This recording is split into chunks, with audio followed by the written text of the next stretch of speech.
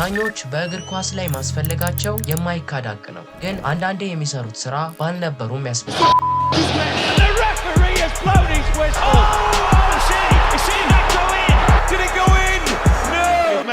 ሮናልዶን በንዴት ከሜዳ ካስወጣው እስከ አንድን ቡድን ሙሉ አስቆጥቶ አንጫወትም እስኪሉ እስካደረሳቸው ድረስ 10 ዳኞች እግር ኳስን ያበላሹበትን ጊዜ የምንዳስስ ይሆናል።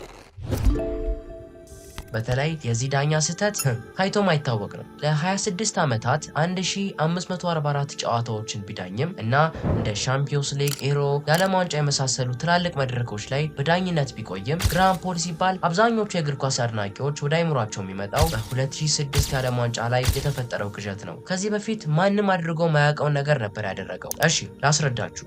የተፈጠረው ክሮኤሺያና አውስትራሊያ ባደረጉት የዓለም ዋንጫ ማጣሪያ ጨዋታ ላይ ነው። እንግዲህ በጣም ትልቅ ጨዋታ ነው። የዳኛው ውሳኔ በጨዋታው ላይ ትልቅ ለውጥ ሊያመጣ ይችላል፣ ግን ግራሃም ፖል ይህን የተገነዘበ አይመስልም።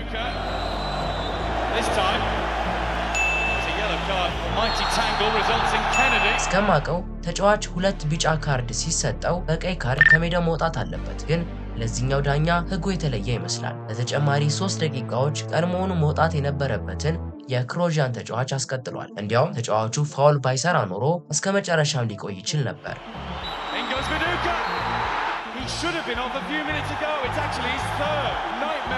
ብዙ ደጋፊዎችን ያስቆጣ ድርጊት ነበር። በእርግጥ የዳኛውም ስህተት ብቻ አይደለም። ረዳት ዳኞቹም ነገሩን አስተውለው ያሉት ነገር አልነበረም። ስለዚህ የጋራ ስህተት ነበር። ቀጣዩ ግን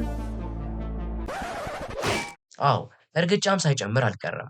አሁን የአንድን ዳኛ የዳኝነት ህይወት ለዘላለሙ ስለቀጨው ክስተት ነው የምናወራው። ወደ ፓሪስ ፊታችንን አዙረን በ2018 ስለተፈጠረው የሞኝነት ድርጊት እንዳስስ። በናንቴስ እና ፒኤስጂ መካከል በተደረገው ጨዋታ ዳኛው ተጫዋቹ መርገጥ ብቻ አይደለም ተነስቶም ቀይ ካርድ በመስጠት ነገሮችን ሲደበላልቅ ዓለም ተመልክቷል።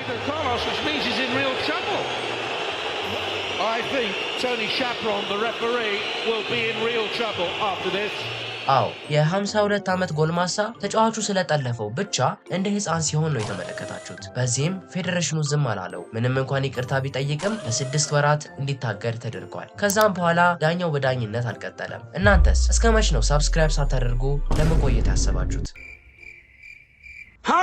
ሰብስክራይብ ያደረግን እንጂ። ነገር ግን ቀጣዩ ዳኛ ያደረገውን ስትሰሙ እመኑኝ፣ ይህ ዳኛ ከእሱ አንጻር ምንም እንዳላደረገ ይገባችኋል። ይህ ዳኛ በጣም ዘረኛ የሆነ ድርጊት ከመፈጸሙ የተነሳ ተጫዋቾቹ ራሱ በጉዳዩ ተረብሸው ለመጫወት አሻፈረኝ ብለው ከስታዲየሙ ለቀው እንዲወጡ አድርጓል። በሻምፒዮንስ ሊግ ታይቶ ማይታወቅ ነገር ነው። ፒኤስጂ እና የቱርኩ ቡድን ጨዋታውን ከጀመሩ 14 ደቂቃም አልሞላም። Against the informed Fredrik Gulbrandsen, 5 goals he's managed in his last 6 Champions League for only the second time.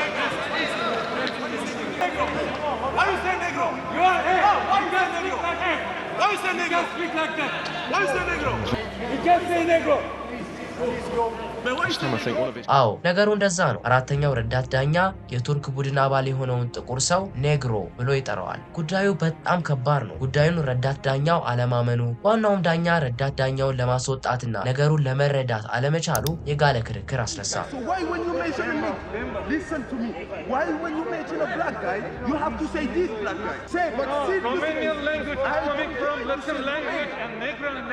የቱርኩ ቡድን በንዴት ሜዳውን ለቀው ሲወጡ ተቀናቃኞቻቸውም እነሱን ተከትለው ወጡ።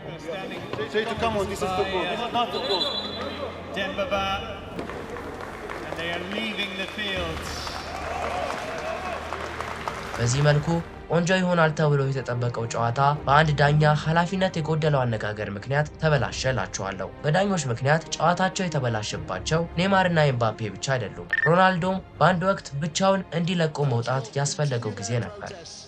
ግን እንደርስበታለን። አሁን ግን ሃላንድን እንዲህ ያጨሰውን ጉዳይ መመልከት አለብን። የተፈጠረው ይህ ነበር።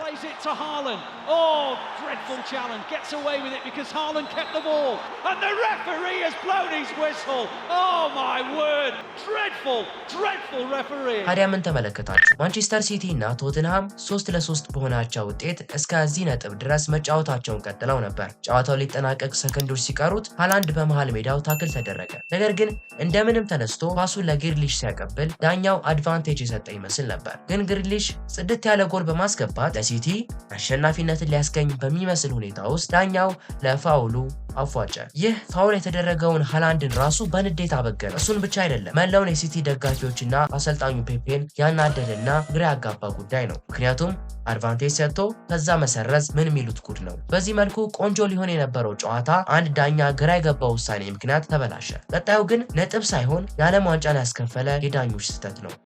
የዓለም ዋንጫ ማጣሪያ ጨዋታ ነው። አሸናፊው ሀገር ለ2010 የዓለም ዋንጫ ወደ ደቡብ አፍሪካ ይላካል። በቀድሞ ጨዋታቸው ፍራንስና አይርላንድ 1-0 በሆነ ውጤት ነበር የተለያዩት። በአሁኑ ጨዋታቸው የመጨረሻቸው ነው የሚሆነው፣ ግን ሁለቱ መላቀቅ የፈለጉ አይመስልም። ጨዋታው እስከ ተጨማሪ ሰዓት ድረስ ደረሰ።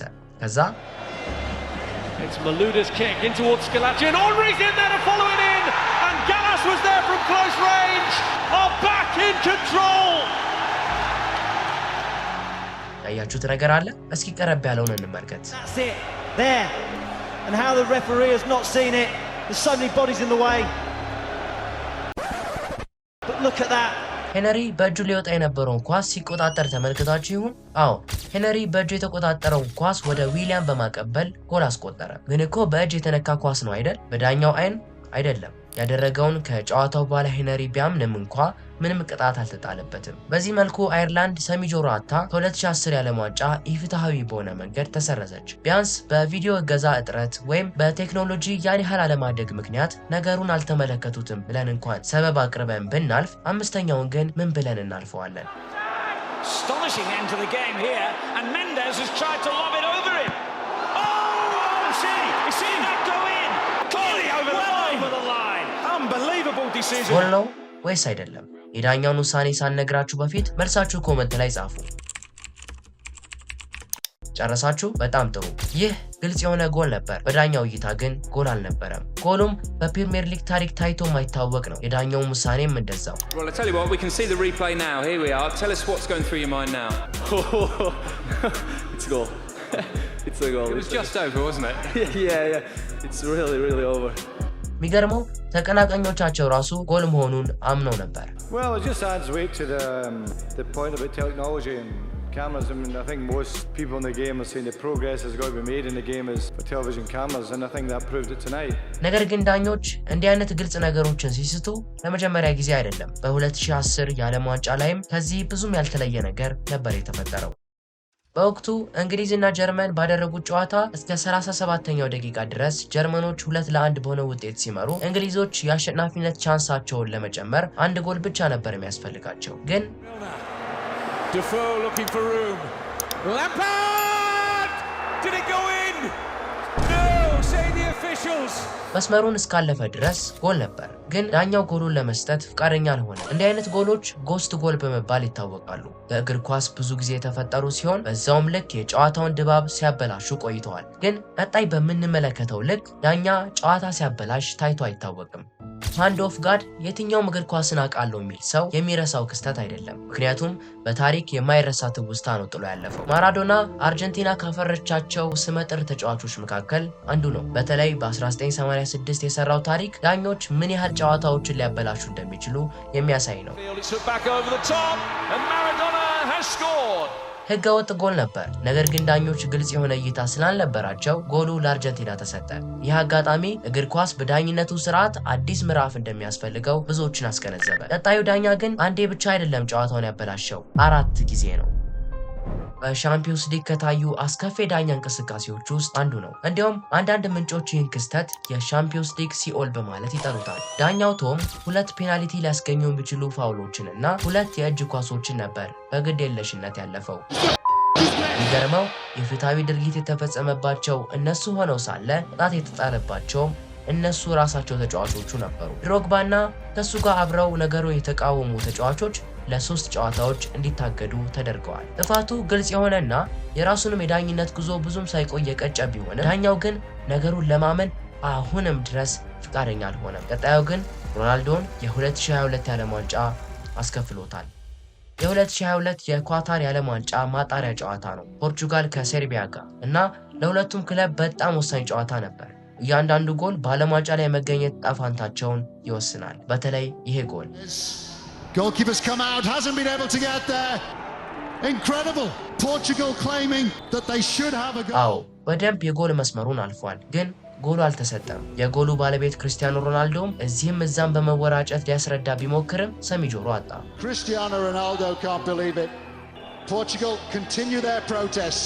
Protests led by Cristiano Ronaldo. ክርስቲያኖን ብቻ አይደለም እንደ ሀገር የፖርቹጋልን ደጋፊዎች በሙሉ ያስቆጣ ድርጊት ነበር። አዎ በጣም ያናዳል። ከዚህ ሁሉ ውዝግብና ንዴት እና ኢፍትሃዊነት በኋላ በስክሪኑ ላይ የሚገኘው ቪዲዮ መመልከት ወደ እግር ኳስ መልካም ጎን ይመልሰናል።